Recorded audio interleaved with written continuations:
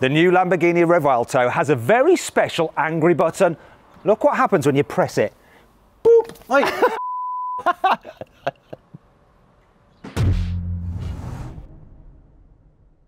Let's start off this video by talking about the design of the new Revuelto. Got the owner here. Probably recognise him. Hey Matt. Hello Yanni. So first off, we've got a load of stickers on the car. Why? Yiannimize Grand Tour, London to Marbella. Some crazy cars. We're gonna have some fun. So this is your version of the Gumball Rally, really, isn't it? Theoretically, yeah. Do you know what? I actually quite like it with the stickers on it. It's cool. Yeah, it reminds me of like the kind of radio-controlled cars I was into as a kid. Yep. We'll get more into that in a moment. But first of all, let's talk about the design. So first time I saw the Revuelto, actually in person next to me was Tommy's at a drag race. Yours looks better. Why do you think that is? Colour, maybe? Colour, so it works really well in white. So this is a pearl white, isn't it? Yeah, it's the bull on white colour, so it's like a 3-stage pearl. And how much did that cost? I think it was 15 grand. Okay, now. Right, it should look better then. Well, it's Tommy's is just a wrap, right, what he's done to his. Yeah, so his car's green Yeah. on the outside, but obviously he wrapped it in like the purple. Is that green standard that he's got? It was like a pre-spec car, so I spec'd mine specifically. Tommy got a very early car because it was like a pre-spec, so he's happy to get it. Okay, so you've got carbon and stuff here on the front, very big air vents which obviously feed into the radiators for the V12. So is all this carbon here standard? No, it's extras, you just add everything on top. So I think the car basic is like 450, and then I started adding and adding and adding. Do you want to know what it cost? It was about £500,000, right? 558. So you added over £100,000 in extras, of which these carbon bits are some of the extras, but you don't know the exact cost for this. You were just ticking away. I don't know the exact cost, but you got carbon, and obviously then you got the drive assist and things like that. And okay. This is my baby. I had a Gallardo in 2006, and that is why I ordered it in the white, so I uniformed it. So it's a throwback. Okay, carbon on here, that's not standard, that's extra as well. It does work though, doesn't it? The white really brings out the carbon and the black elements. Let's move down the side. Obviously this part of the design harks back to the Sian, doesn't it? Yep. Do you prefer the look of the front end of this compared to your Aventador? I think I had 5 Aventadors, but this is special. One thing that I think really works on your car, the white wheels against the pearl white. You like that? Like, honestly, transformed it, because I know you were looking at black wheels, and black wheels just hide the wheels. Were they extra as well? They didn't do a white wheel. What? So I ordered the wheel in gloss black, and then I painted them white. Are they doing them now in white? No, They're not going to do them I bet they do them at factory, because honestly, and this comes back to the radio controlled car thing again, stickers on the tyres, white stickers. It's really weird that you like the white wheels, because a lot of people hate it. They're wrong. And they said when you see it in real life, it actually looks a lot better. You're wrong. Matt Watson said you're wrong. Okay, moving down the side, a bit like my GT3 RS, you've got like vents here for like airflow and stuff like that. So I could have ordered that in carbon. Yeah. But I didn't want it to break the side up to have like the big black there, so I ordered it in white. So it saved me some money. But you had carbon here. This is not standard to be carbon, it would be body colour normally. I believe so, yeah. You don't know, do you? I don't know. I saw a spec-in video and someone's just telling him to tick boxes and he's just ticking boxes. Let's move down here. Massive vents here, obviously, because yes, it is a plug-in hybrid, but you've got a massive V12 engine, and we'll get round to that in a moment. So once again, these bits here, this is all extra in carbon. I believe so. I don't think you really get much carbon on the outside. So really? A lot of the carbon was spec'd. But the body panels are actually carbon, aren't they, underneath? Please Carbon's fine. Yeah, and obviously that's the petrol cap. That's not the hybrid plug-in. Right, yeah, we'll get to the hybrid plug-in in a moment. Let's go to the back, because this is interesting. So this is where your number plate design actually really works. In fact, the one on the front, it's been specifically designed for you by your friend, hasn't it? Yeah. And it just fits into the angles of the bodywork. Really mean, nice, huge exhaust, completely real. 2 exhaust pipes on each side here. Real diffuser, actually doing a job, because do you know the top speed of this car? No. This is the top speed. So over 200 miles an hour, right? So you've got the spoiler extended. It looks better with it extended than flush, I think. Can you just drive around with it extended? It drops down eventually when you hit a certain speed. So obviously it goes up and down based on your speed, but I can put it up when I'm parked and if I'm poodling around, but the minute you hit a certain speed, it will just... So generally then, when you're parking, do you make sure your spoiler's up? No, not really. I've done it today because you're here. Okay. One thing that really concerned me about this car when I first saw it, like the exposed engine. Now I love the idea of it, and it's great to be able to see like the rocker covers powder coated and the V12 badging, but rain. Who leaves their bonnet open? I mean, no one leaves their bonnet open, do they? Why? I did ask Lamborghini about that, and they were like, don't worry, it's not a problem. Whether you jet wash it, whether it rains, it is fully sealed, nothing is leaking into the engine. But still, do you know what I mean? I'm still weirded out by it. Rather than having like the glass panel over it. I think, but it's more exposed, it's nicer. It is nicer, but I don't know. Like, what's getting in all around those, like, doesn't matter, it's sealed. It's sealed. They're going to rust. And all these bits, like all these electrical connections here, that's all going to get water in there. I've got 5-year warranty. Don't worry about it. I'm good. Should we check out the inside? It feels very much like the Aventador, but they've definitely moved the game on, so slightly more modern. Obviously, you had screens, a digital driver's display before in the Aventador, but it was much lower def. This is sharper. Yep. And being the hybrid, you've got loads of different screens depending on your driver modes and stuff. Got to say, once again, good choice on the spec. You like the interior? Yeah, it works really well, doesn't it, with the outside? I like a light interior, always do. Yep. Problem with the light interior is if you have a light dash, it just reflects like crazy. So like having black up there and like the black elements just all ties in nicely. You know, it feels like an expensive car. I mean, it is expensive though, right? It should do, shouldn't it? Yeah. So here on the inside, is this carbon? Is this standard or was that extra as well? I think the matte carbon is standard. So where I put carbon here, I know you could have had the cluster in carbon and the paddles, which I didn't do because it was just ridiculously overpriced. And I quite like the feel of the metal paddle. Yeah, they're nice. Yeah, so why would you? You've got a little screen there. Yes, for the passenger. Display. That must be extra, right? I don't know, actually. Dude. I spec'd this car a year ago. But still, you should know what you've spent extra on, surely. I just spec what I need to spec what I wanted, and I'm just like, okay, I'll pay for the car and I'll have it. Well, we're very different, yes. Okay, right, so Alcantara roof lining is lovely, and this stitching once again ties in with the black and white two-tone going on. That's an extra. So you know that's an extra. That's an extra. So maybe these other bits aren't extra because otherwise you would know. But that works really well. Apparently, Mark McCann's got one of these, hasn't he? But he forgot to do that bit and he's regretting it. Sorry, Mark. Poor Mark. Sorry, Mark. How are you finding living with it? I love it. Yeah. However, I'm 6'1", just over. Well, you just move your seat, right? Yeah, you can't move the seat. You can't Why move the seats don't work? No, stop doing that. I've taken a fuse out of both my front seats. Because Lambo have got an issue at the moment that every time you get in and out of the car, the seat moves and it doesn't go back to the original position. You can tilt the seat back here, but when you do the base, as you're bringing it back, if you bring the base back too far, it pushes the back seat forward. So you end up like that? Yeah, and it used to just drive me mad. Good for your back. Yeah, exactly. It's driving me mad. So I was just like, you know what, I'm going to put them to the maximum and then take the fuses out. Wait a minute, this is the maximum? Yeah. This is like how I would have it. I know. And I've got really short legs. I know.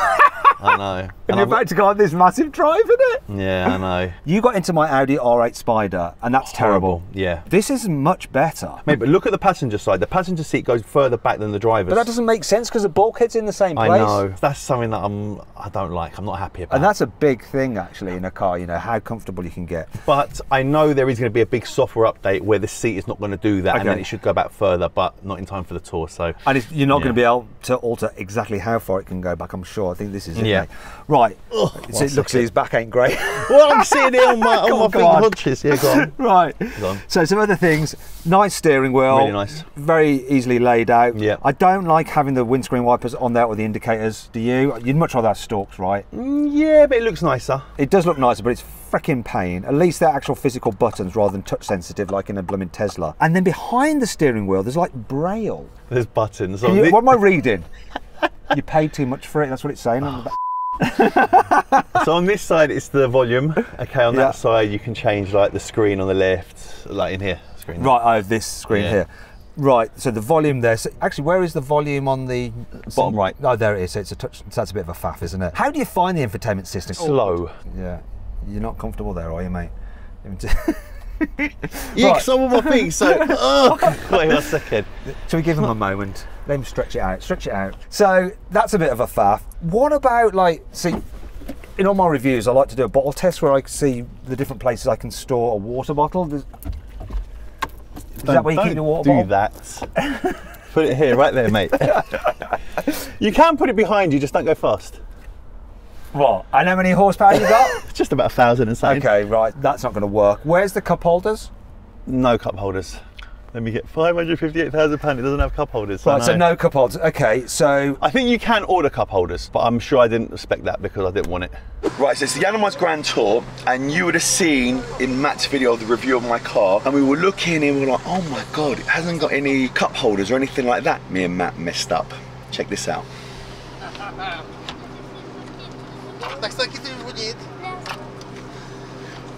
Bam! Cup holders. £558,000 car, and yes, we have cup holders, and not just one, we have two. And then look, you take them away, do that, do this. And you know what the most disappointing thing is? That is very Porsche style. So Matt, you should have known that. Anyway, back to the video. Ah, that's better. Is this like wireless charging for your mobile phone here? Looks like it should be, is it not? When you put the charger, when you plug the charger in, it does. So you have to use the, okay, you have to use the USB. It's not a BMW, mate. It's an Audi, isn't it? So you do have a glove box. Yeah. And you've got some bits in it. So these are spares for your tyres. Yeah, just because I lose any on the tour. Okay, I'm not going to put those back in. And some other bits and pieces. We won't delve too deeply in there. So that's for my mum. I'm Greek, so it protects me. Okay. Right, so is that like a, I would have a tracker, you have one of those? You're such an idiot. I've got a tracker. Okay. Because you're English, you don't know, you've got no idea about culture. No, we're not. What do you mean, superstitions? Depends how you look at it. Okay. Right, do you know what I think we need to do? We need to get an avid drive of this thing. Now, rather than doing the normal journalist thing, which would be to go away to Wales for a few days in it, try on really twisty roads. No Lamborghini Revuelto driver is doing that, so we're going to drive it like a proper Lamborghini owner would drive the car. You're going to have to direct me on what would be a normal route that you mainly use this car on. So let's start it up. On brake. Start. It's going to go into electric only mode. It's correct, right? Yeah, if you do the right paddle, you'll hear it go into electric mode. Right. Yeah, that's good. Passenger airbag on, good as well. So we're good to go. So this is the weirdest thing about driving this car after coming from, whoops, oh, wait a minute. The brakes ain't very nice, are they? A bit grabby. Are you really going to go? You didn't think I'd make it round there, did you? I didn't know that I would. Hasn't it got front parking sensors? Yes. They didn't work.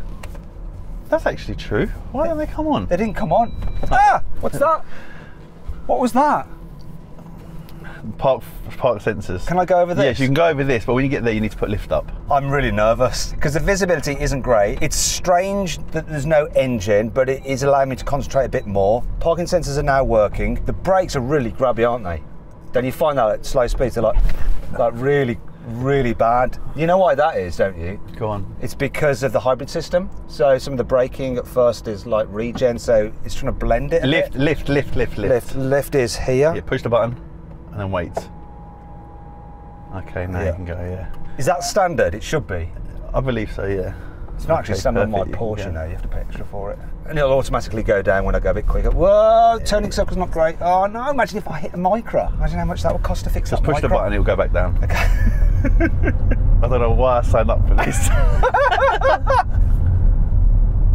Do you know what? Straight away from the get-go, for a supercar, the suspension's pretty comfy, isn't it? Yeah, so you know you've got soft and hard dampeners there. Oh, are you hard or soft right now? Before you answer that, let's just check out the manoeuvrability. So let's do. Oh my God, not in this roundabout. It's got rear axle steering. You've got to skip there. Where? Oh yeah. Was that Asheville? Was it? Do you reckon I'll get round here? Go on. Look. I'm sure it's got rear axle steering. That is more manoeuvrable than the Aventador was, surely. Yeah. I'm very nervous, I can't lie. But this is how you drive the car, right? You drive it in this environment. Yes, every day. This we've just left Yiannimize, so that's where I work. And when you drive it, are you in electric only mode like I am? I like electric only mode, so it depends how I'm feeling, my mood. Obviously you can't do that many miles in electric only mode. One of the things is if you're doing short journeys and you've got something like a big V12, you don't want it necessarily running because you're going to heat cycle the engine, which isn't good for it. Mm-hmm. Do you ever think about things like that or not? I actually do not. Okay, so Lamborghini owners don't think about that, so it's irrelevant. Do you want to look at the dampener thing? So where that is, this here, you can turn it left and right. Okay. So look, soft. Oh, I think I was soft already. It's feel hard. I like it hard sometimes.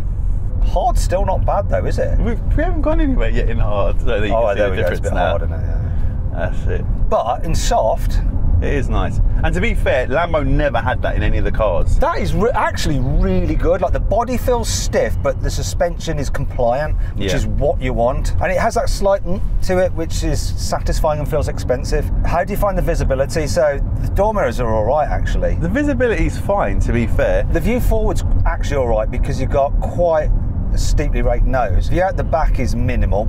Aren't you more tempted to take another car like the Urus? So I bring it in if I need to film with it or if I'm doing something with it, but it's a waste to do this journey. So when do you actually drive it properly, or do you never really drive it properly? Do you go, all right, do you know what, I'm going to go out Saturday, I'm just going to get my Revuelto, I'm going to head off, find some decent roads, or are you not that guy?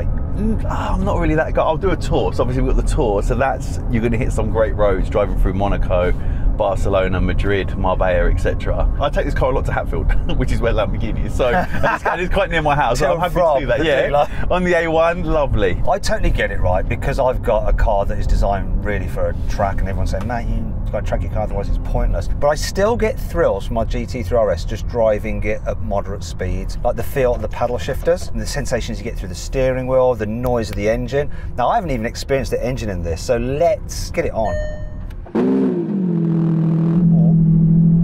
Oh yeah.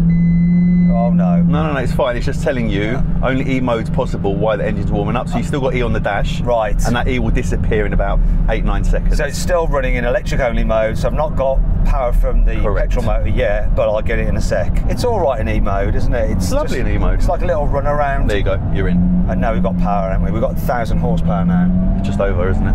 That's it. So for me as well, look, you see your charge now is quite low. Yeah, so it's going to charge it, isn't it? No, you have to put it to recharge. On your top right dongle, or toggle, whatever you're not with, it is, turn it left. Yeah, that's it. Now you see bottom right, it says recharge. Okay. Do you know what? Actually, it's quite easy to drive, isn't it? Yeah. It's definitely easier and less of a pain than the Aventador SV. I hated my SV. It was just too much drama, changing gear and this, that and the other.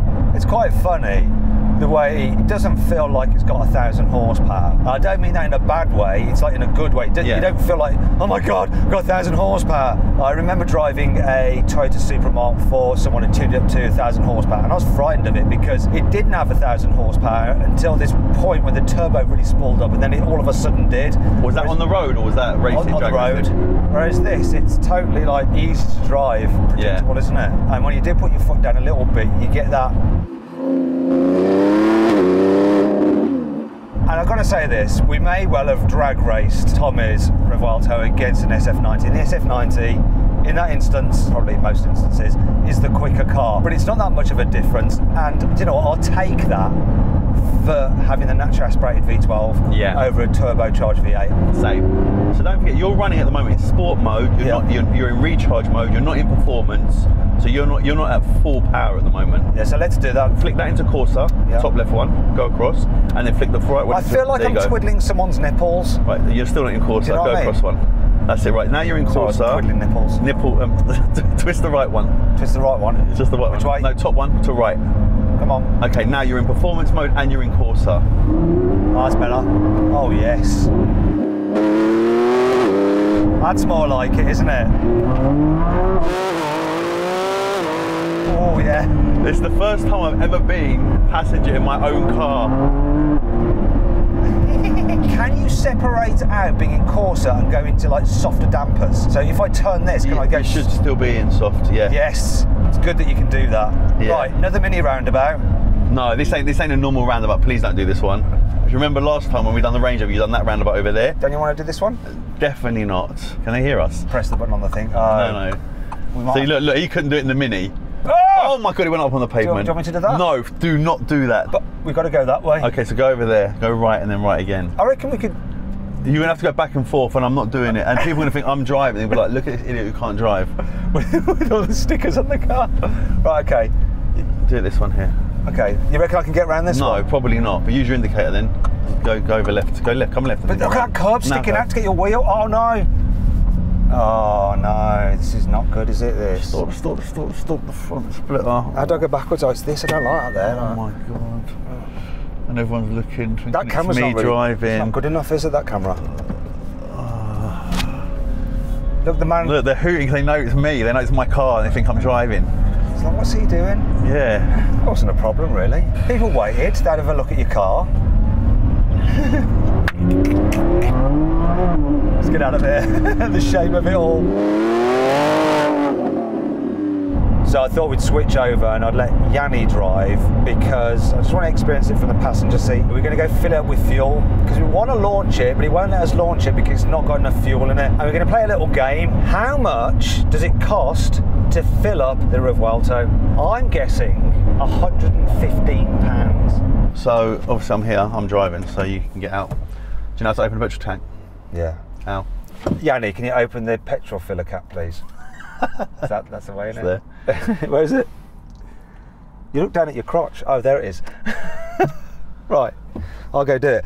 I guess I'm paying as well, right? Well, it'd be rude not to ask you to pay, would it? I'm getting out as well. Why? Just to watch me spend some money? That's it. I might even film it.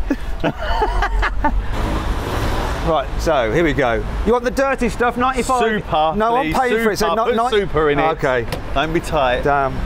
Got Matt filling up my car. Let's see, how much is it going to cost? We're going to find out. Are we going to get to the 100 mark?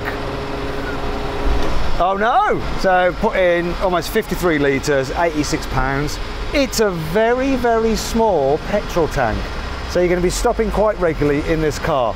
Probably going to do about 180 miles on a full tank. A few moments later. So for the launch of this car, we decided that maybe Yianni should do it, just because, you know, if it goes wrong, better if he's driving. We've got a bit of a problem though, we can't seem to get into launch mode. Now you have launched it before, when we were filming drag races the other day, you launched it. I've launched it once. We've gone over 900 miles now. So full battery, full fuel, engine's warm. Is this you practicing a launch behind this van? No, what I usually do is open the door, and as it shuts it down. Eventually. Corsa, performance. No. So this car's supposed to do 0 to 60 in 2.5 seconds when you engage launch control. Do you think it's a sign? It's a sign. Like when I got the nail. Do you know what? Do you know what this is? It's actually this. Protecting me. It's protecting you because in a parallel universe, we launch it into a tree. Let's go home. I'm going to launch it now. Yeah. Oh. Hello. Kirill. What's happening, bro? Bro, just quickly, did you have any issues with the Revuelto launching where it wouldn't go into launch? Put it into Corsa mode. Yeah.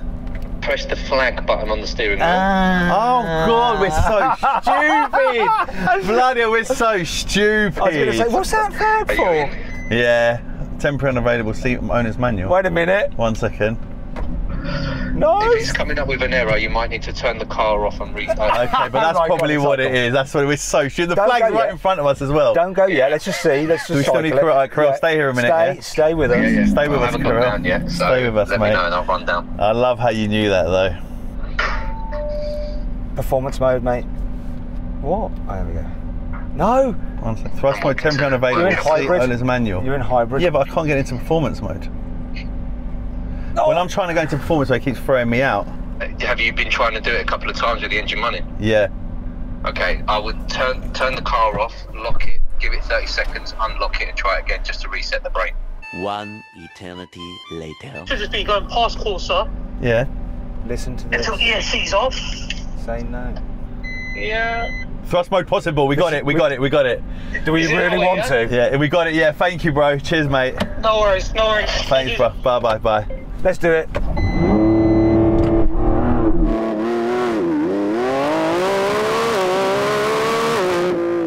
.47. Really?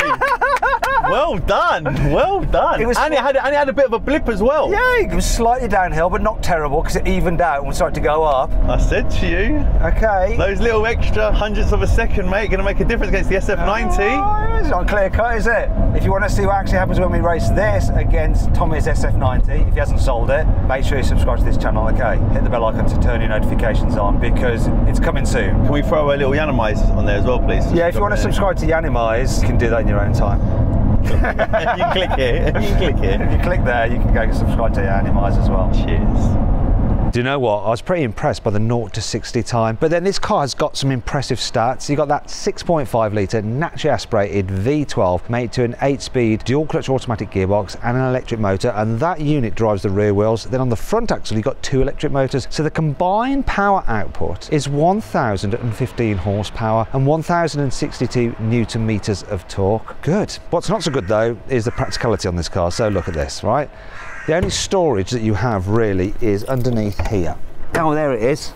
We have 112 litres, which isn't a lot. Also, as this is a plug-in hybrid, you need somewhere to plug in the cable. You'd think they'd put a port on the opposite side to the fuel filler cap like most hybrids, but no, it's hidden under here.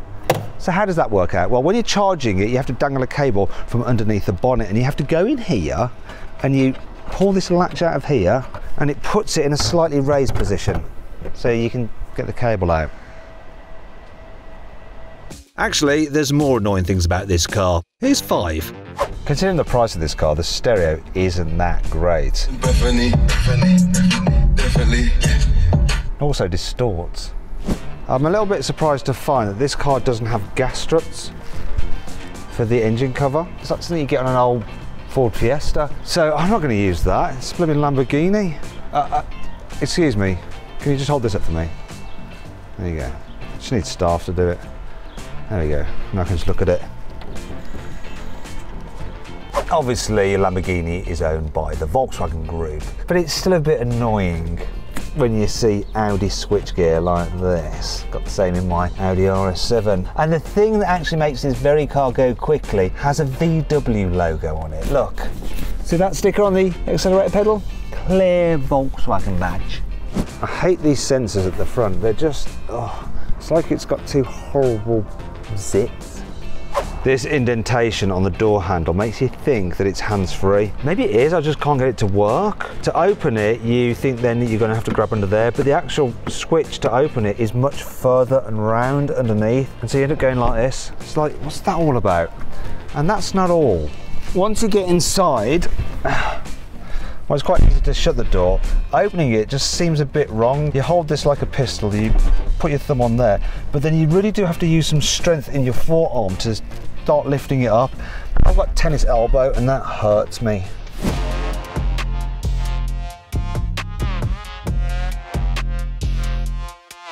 So then what's my final verdict on the Lamborghini Revuelto? Should you avoid it? Should you consider it? Should you shortlist it? Or should you just go right ahead and buy it? Well, I reckon you should avoid the Revuelto. It's rubbish. Look at his face. I reckon he should avoid leaning on my car like that. How about that? Oopsie. No, seriously, I'm only joking. Actually, using the car for how people with Lamborghinis drive it, it actually sort of works for this kind of thing. Much better than the Aventador. And seeing as they're still quite rare, you could live with one every day and you're not going to lose money on one. Might even make a bit of profit in the short term. I reckon if you get the opportunity, go right ahead and buy the Revuelto. You made the right choice, sir. Well done. Matt approves. It's also very comfy to sit on. Yup, car. Anyway, I hope you enjoyed the video. If you did, give it a like.